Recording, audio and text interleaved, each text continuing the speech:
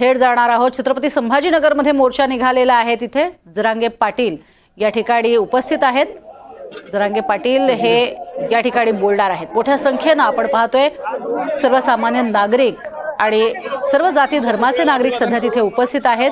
तिथे दृश्य आपण बघतोय मोर्चाच्या ठिकाणावरनं, जिथे सध्या हा मोर्चा निघालेला आहे। केवळ आणि केवळ सरपंच देशमुख यांना न्याय द्या ही मागणी करत हे सगळे मोर्चेकरी इथे उपस्थित आहेत। जरांगे पाटील हे देखील इथे उपस्थित आहेत।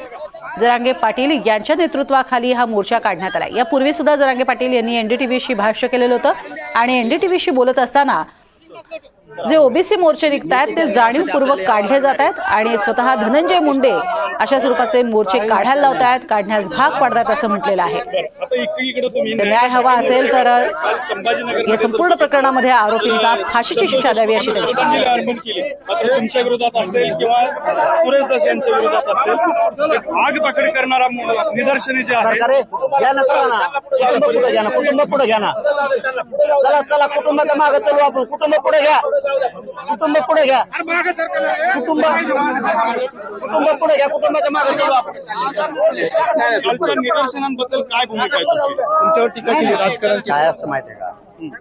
धनंजय मुंडेने काय करावं काय नाही करावं हे त्याचा प्रश्न। कारण की काही ओबीसीच्या नेत्याला काही त्याच्या लाभार्थी टोळीला उठवायला लागला। एका बापानं लेख हरपेला, एका मुलीनं आपला बापाचं छत्र राहिलं। आपल्या जिल्ह्यातला एक क्रूर पद्धतीने हत्या झाली आणि ती आपल्याच लोकांनी केली हे त्याच्या लक्षातच नाही। या टोळीच्या नादात, या पैसे कमावण्याच्या नादात, या गुंडगिरी खंडण्या याच्या नादानात स्वतःचं अस्तित्व इतकं खोल नेलं त्यांनी आणि त्याचा पाय आणखीन खोलात चाललाय। यो गप्प बसायला तयारच नाही। मोर्चे काढायला लावतो, रास्तारोको आंदोलन करायला लावतोय। त्याला कळतच नाहीये आपण संविधानाच्या पदावर बसलोय, आपल्यावरती जबाबदारी आहे, आपण जबाबदार मंत्री आहे। चिल्लर चाळे करायला लागल्यामुळे तो जातीवादाच्या दिशेने चाललाय।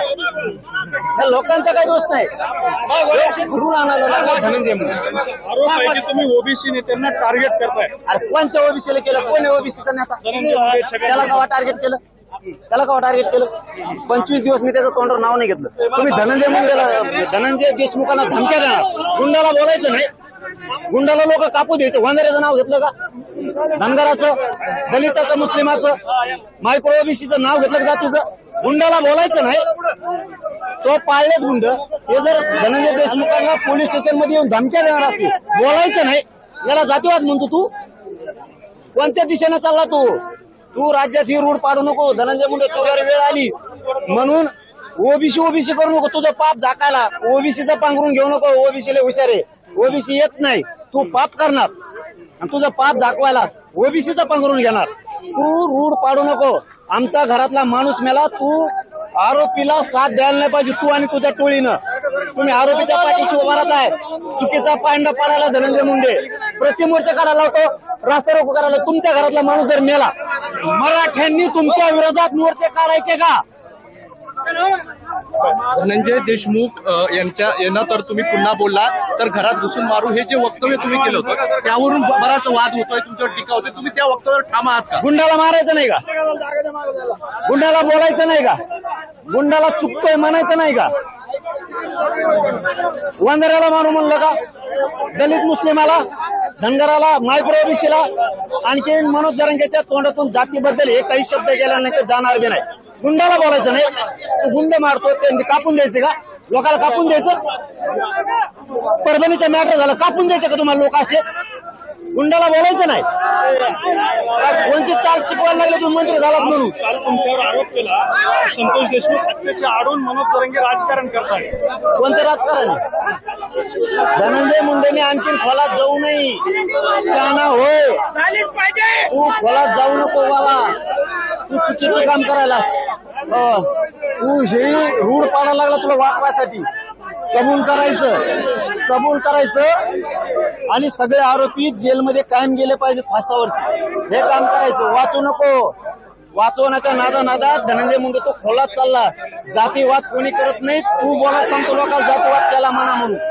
ओबीसीच्या नेत्याला तू उठवतो, ओबीसीच्या नेत्याला रास्ता रोक करा, चुकीचं काम धनंजय मुंडे करू नको, पायंडा पडल. आणि हे जर पायंडा पडला तर लोक इथून पुढे असंच वागतील. माणुसकी जिवंत ठेवायचं काम कर, माणुसकी मारायचं काम करू, माणुसकीची हत्या करण्याचं काम धनंजय मुंडेने कधीच करू नये. माणुसकीचं हत्या करायचं काम करू नये. जर मोर्चे सुरू झाले तर असेच मोर्चे सुरू होतील. मग लोक तुम्ही आमचा माणूस मेला म्हणून रस्ते रोको करायले, आंदोलन करायले, मग पुढे सुद्धा मराठ्यांना सुद्धा असंच करायचं का? तुमच्या विरोधात जी माणुसकी टिकवायची का तुला? कुठे जातीवाद? कोणचा जातीवाद? पण अजित पवार यांच्यावर एवढे धनंजय मुंडेवर एवढे आरोप होत असताना अजित पवार मात्र त्यांची पाठराखण करताना पाहायला मिळतात. तशी माहिती मिळते ते दिल्लीला जाऊन अमित शहाना देखील भेटले. मात्र धनंजय मुंडेंचा राजीनामा घेण्यावर अजून ते एक त्यांचं मत नसल्याचं पाहायला मिळतं. माझं म्हणणं एकच आहे, आम्हाला धनंजय देशमुख त्यांच्यावरती जो आरेरावीची भाषा धमकी झाली आणि संतोष भयांचा जो खून झाला, आम्हाला पाहिजे न्याय. आणि तेव्हा आम्ही घेणार. कोणी 50 मंत्री होय ना 100 वर्ष, आमचं काय होत नाही. किती मंत्री होय पण धनंजय मुंडे हे गुंड आहे आणि गुंडांना मारायचं नाही का अशी त्यांनी भूमिका घेतली आहे. तर पैठणमधल्या मोर्चामधनं ही दृश्य आपण बघतोय. या मोर्चामधनं मनोज जरांगे पाटील यांनी हे भाष्य केलेलं आहे. आणि अर्थातच एकीकडे गुंडांना तुम्ही पाठीशी घालताय का असा सवाल मनोज जरांगे पाटील यांनी केलाय.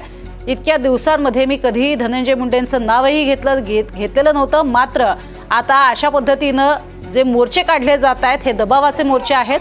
स्वतःची चूक जी आहे ती झाकण्याचा प्रयत्न केला जातोय आणि त्यासाठी मोर्चे काढायला लावले जात आहेत. मी कुठल्याही जातीचा धर्माचा उल्लेख केलेला नाही. मात्र गुंडांना दम द्यायचा नाही का?